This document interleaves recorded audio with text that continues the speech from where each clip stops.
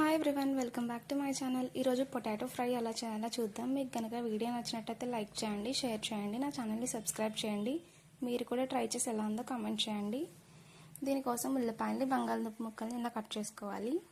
తర్వాత ఒక ప్యాన్ తీసుకుని 3 స్పూన్స్ ఆయిల్ యాడ్ చేసుకోవాలి. ఆయిల్ హీట్ అయ్యాక నీళ్లు రాకుండా బంగాళదుంపలు వాడ్చుకుని ముక్కలు ఇందులో వేసుకోవాలి. తర్వాత వీటిని బాగా కలుపుకుంటూ ఉండాలి, లేకపోతే అడుగంటేస్తాయి.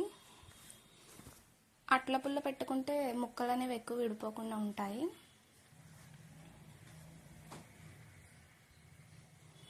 ఈ విధంగా కలుపుకుంటూ ఉండాలి మనము ముక్కల్ని.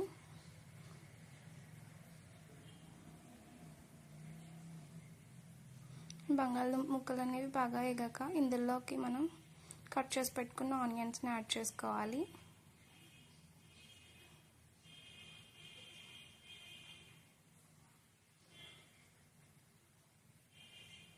చూడండి, ఈ విధంగా ఇప్పుడు మనం ఆనియన్స్ని యాడ్ చేసుకోవాలి.